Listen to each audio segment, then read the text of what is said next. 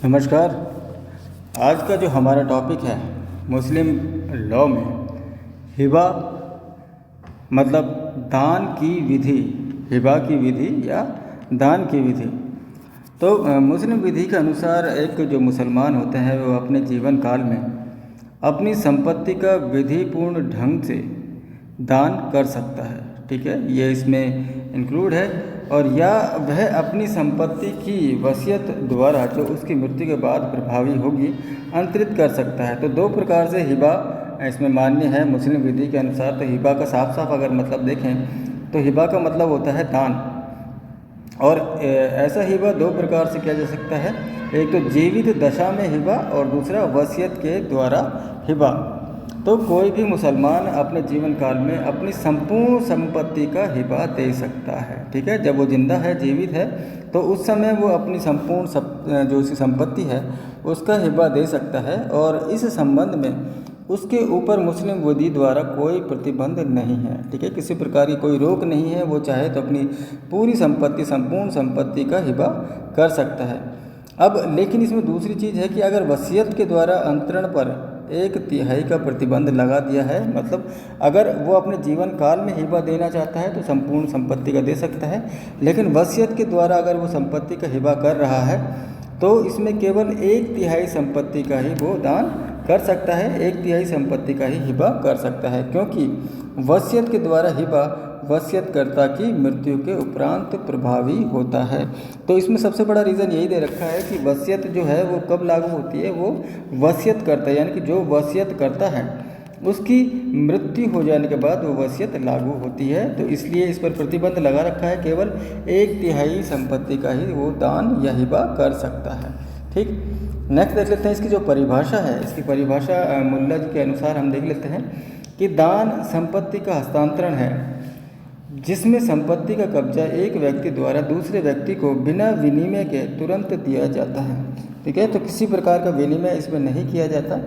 और हिबा का मतलब होता है दान, और दान जो है एक संपत्ति का हस्तांतरण होता है, यानी कि एक स्थान से दूसरे स्थान पर, यानी कि किसी और को वो संपत्ति दे दी जाती है। ठीक है, उसका कब्जा किसी एक व्यक्ति द्वारा दूसरे व्यक्ति को बिना किसी लेन देन के, विनिमय के तुरंत कर दिया जाता है। इसे अंतरिति द्वारा या उसकी ओर से किसी अन्य द्वारा स्वीकार किया जाता है, मतलब कि जिसे दिया जाता है उसे अंतरिति कहा जाता है। और वो लेने वाला वो या तो खुद उस संपत्ति को ले सकता है या उसकी तरफ से कोई और उस संपत्ति को स्वीकार कर सकता है। ठीक, अब दूसरा देखते हैं कि हिबा का जो शाब्दिक अर्थ होता है वो किसी वस्तु का दान जिससे दान ग्रहीता को लाभ हो, इस प्रकार का अंतरण तुरंत एवं पूर्ण होता है।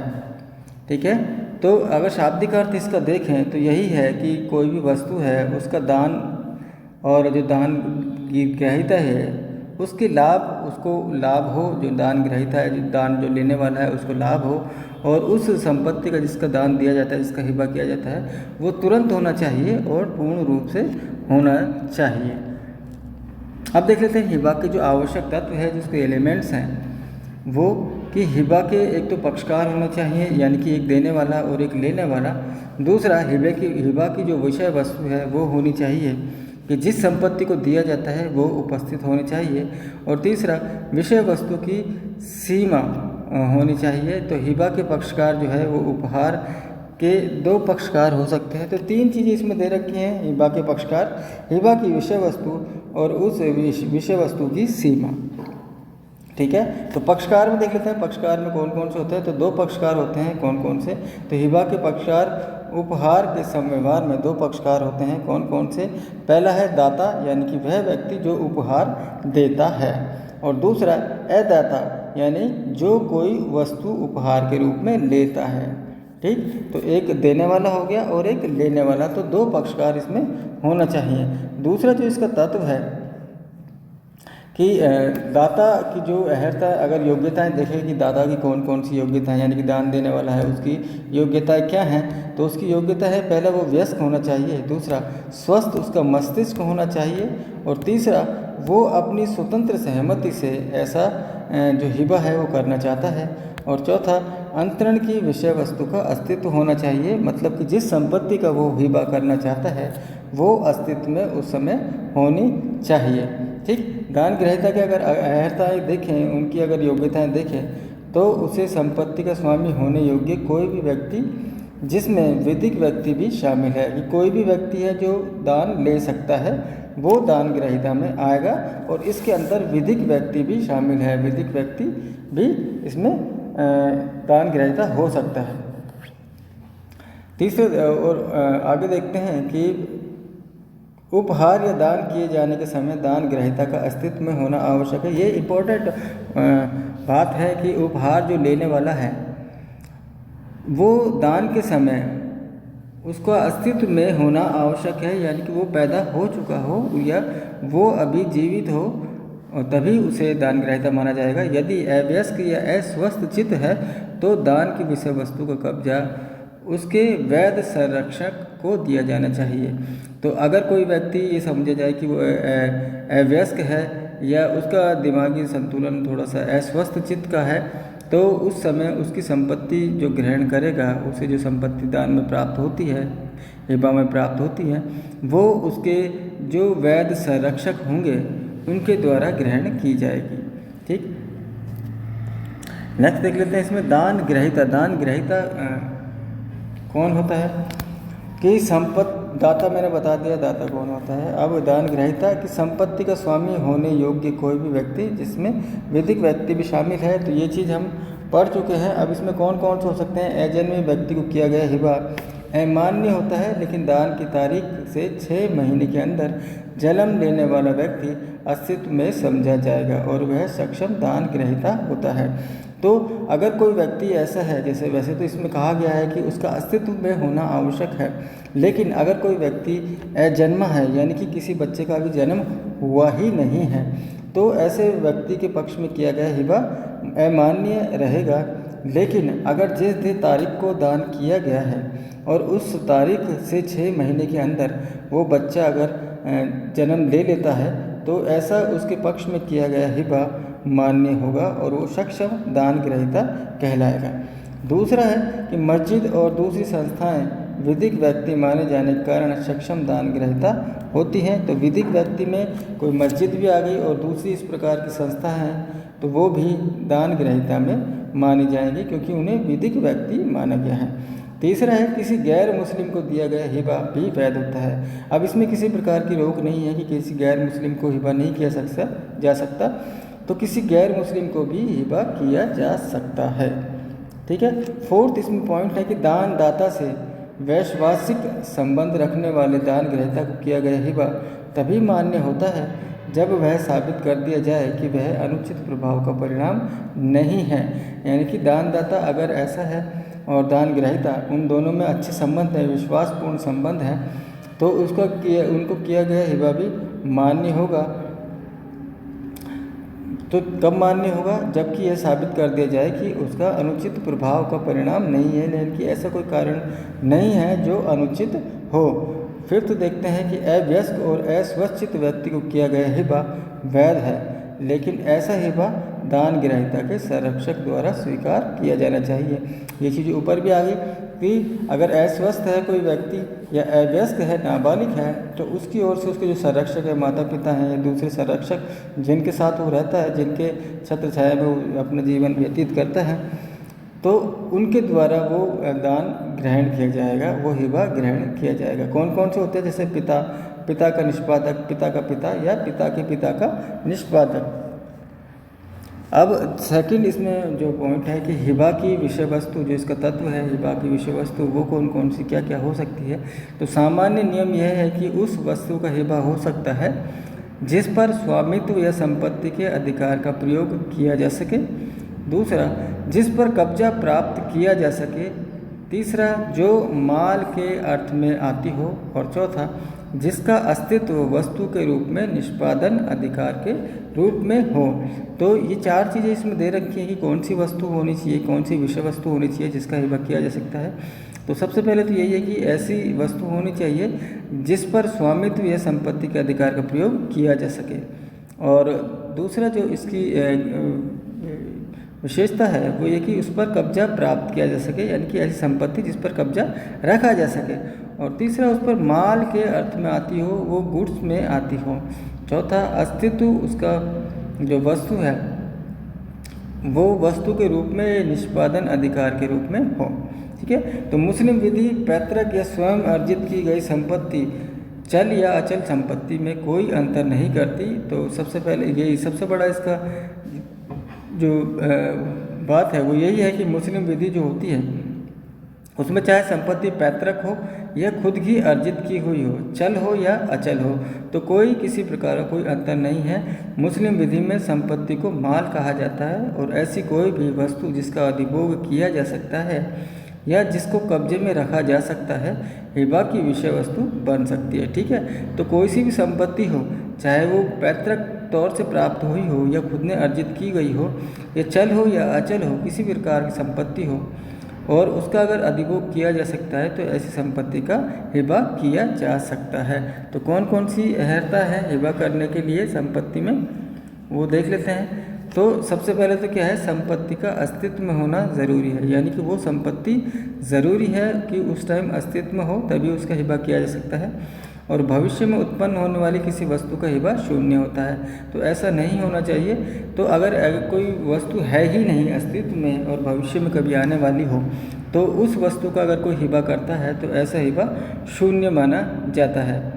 ठीक है, और नेक्स्ट है कि दान दाता को उस पर काबिज होना आवश्यक है, यानी कि जो हिबा करना चाहता है उसके कब्जे में वो संपत्ति होनी चाहिए, अन्यथा ऐसा हिबा शून्य हिबा कहलाएगा। थर्ड जो इसका तत्व था, हिबा की विषय वस्तु की सीमा और तत्व।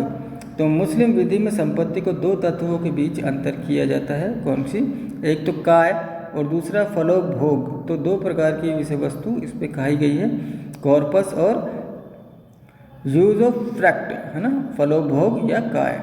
तो काय कौन सी होती है, काय का मतलब होता है कि संपत्ति पर स्वामित्व के ऐसे अधिकार जो उत्तराधिकार योग्य हो और उस पर समय की कोई सीमा ना हो, कोई लिमिटेशन ना हो और उत्तराधिकार योग्य हो, तो उसे काय संपत्ति कहा जाएगा। दूसरा है फलोपभोग। फलोपभोग का मतलब है कि संपत्ति के केवल उपभोग या उपयोग का अधिकार, कि उस संपत्ति का सिर्फ उपयोग और उपभोग कर सकते हैं और यह अधिकार उत्तराधिकार योग्य नहीं होता और समय की दृष्टि से यह अधिकार सीमित होता है। तो दो प्रकार की हुई, काय ऐसी जिसमें कोई लिमिटेशन नहीं है, आपने किसी को दान दे दिया तो ये नहीं है कि वो 1 महीने के लिए हो, 2 महीने के लिए हो, तो वो उस पर कोई लिमिटेशन नहीं है और वो उत्तराधिकार योग्य होती है कि आप उत्तराधिकार अगर कोई है उस संपत्ति का तो उसे भी दिया जा सकता है। और दूसरा जो फलोपभोग है वो उसमें लिमिटेशन होती है, लिमिटेड टाइम के लिए दी जाती है और वो केवल उपयोग या उपभोग यानी कि उसे यूज़ करने के लिए ही उसको दिए जाने का अधिकार उसमें होता है। ठीक, अब देख लेते हैं हिबा की शर्तें। तो 3 इसमें शर्तें हैं हिबा की। दानदाता द्वारा घोषणा पहली, तो दानदाता का जो है हिबा करने का स्पष्ट और असंदिग्ध आशय होना आवश्यक है कि वो जो दान देना चाहता है वो स्पष्ट तौर से दे और वो संदिग्ध नज़र नहीं आए। और जब हिबा करने वाले की तरफ से आशय असंदिग्ध हो तो जब हिबा करने वाले की तरफ से आशय जो है वो संदिग्ध होता है तो ऐसा हिबा शून्य माना जाएगा। जैसे इसका एग्जाम्पल देख लेते हैं कि ऋणदाताओं को प्रवंचित करने के आशय से किया गया हिबा ऋणदाताओं के विकल्प पर शून्य करणीय होगा। ठीक है, अब दूसरा इसमें देख लेते हैं हिबा की स्वीकृति। तो एक ने तो हिबा दे दिया तो उसका स्पष्ट वो बोले, स्पष्ट तौर से बताए और असंदिग्ध मामला होना चाहिए। दूसरा है हिबा की स्वीकृति, यानी कि दान ग्रहीता द्वारा या उसकी ओर से हिबा की स्वीकृति होना ज़रूरी है। तो दूसरा जो इम्पोर्टेंट पॉइंट है कि जो दान लेने वाला होता है या उसकी तरफ से कोई और व्यक्ति उसकी स्वीकृति दे कि हमें यह हिबा स्वीकार है। लेकिन जहाँ किसी पिता या अन्य संरक्षक ने अपने अवयस्क पुत्र या किसी प्रतिपाल्य के पक्ष में हिबा किया गया हो तो वहाँ स्वीकृति ज़रूरी नहीं है। ठीक है, अब इसमें वो देख लेते हैं एग्जाम्पल कौन सा है कि कोई यह कहे कि मैं दे रहा हूँ और दूसरा व्यक्ति बिना कोई शब्द कहे उस वस्तु को ले लेता है या उस पर कब्जा पा लेता है तो वह मान्य स्वीकृति मानी जाएगी। यह माना जाएगा कि उसने जो है उसकी स्वीकृति दे दी और उस पर कब्जा ले लिया। तीसरा देखते हैं कब्जे का परिधान। तो 3 इम्पोर्टेंट इसके पॉइंट हैं कि कब्जा हिबा कब पूर्ण होता है। अगर ये आता है तो पहला, हिबा जो दिया जाए वो स्पष्ट तौर से दिया जाए, दानदाता द्वारा उसकी घोषणा की जाए। दूसरा, जो दान ग्रहीता है उसके द्वारा उसकी स्वीकृति की जाए। और तीसरा, कब्जे का परिधान कर दिया जाए। मतलब जो कब्जा है किसी संपत्ति का जब हिबा कर दिया जाता है तो उसका तुरंत रूप से उसका परिधान कर दिया जाना चाहिए, यानी कि दूसरे को वो कब्जा दे देना चाहिए। अब क्वेश्चन उठता है कि क्या मौखिक हिबा किया जा सकता है। तो मौखिक हिबा उतना ही प्रभावी होता है जितना कि लिखित, ठीक है, तो उसमें भी उतनी ही इम्पोर्टेंस होती है। अब बशर्ते कि वह मुस्लिम विधि के अंतर्गत मान्य हिबा की शर्तों को पूरा करता हो। तो मुस्लिम विधि जो है उसके अनुसार हिबा की मान्य शर्तें मैंने कराई दी थी, कौन कौन सी हैं कि स्पष्ट तौर से वो उसका दान दे, जो दानदाता है, दान ग्रहता है उसकी स्वीकृति दे, और बाकी की जो शर्तें हैं कि वो बालिग होने चाहिए और अस्तित्व में उनका होना आवश्यक है, संपत्ति का कब्जा होना आवश्यक है। तो ये सारी चीज़ें इसमें होनी आवश्यक है। ठीक, तो फिर दूसरा है कि वह कौन से हिबा होते हैं जिनमें कब्जा दिया जाना आवश्यक नहीं होता, ज़रूरी नहीं होता कि पिता, माता या किसी संरक्षक द्वारा पागल या अवयस्क पुत्र या पुत्री को हिबा। तो हिबा के इस मामले में जहाँ दानदाता और दान ग्रहीता उसी घर में रहते हैं, यह अलग अलग जो हिबा किया जाना है, कब्जा दिया जाना ज़रूरी नहीं होता कि माता पिता के साथ अगर बच्चे हैं उसी जगह पर रहते हैं जहाँ माँ बाप रहते हैं या अलग कमरे में रहते हैं तो वहाँ पर कब्जा दिया जाना आवश्यक नहीं होता। सिर्फ उसको स्पष्ट तौर से बोला जाएगा कि ये जो है मैं अपना संपत्ति का इसको हिबा कर रहा हूँ, ये वाला रूम मैं इसको दे रहा हूँ। तो इस प्रकार का कहा जाना आवश्यक है, ना कि उसको कब्जा दिया जाना कि कब्जे वो उसी घर में ऑलरेडी रह रहा है। ठीक है, तो ये हिबा आज मैंने कराया है और अगले टॉपिक में फिर मिलेंगे बहुत जल्द। अगर आपको वीडियो पसंद आए तो प्लीज़ लाइक कीजिए, शेयर कीजिए और सब्सक्राइब भी कीजिए।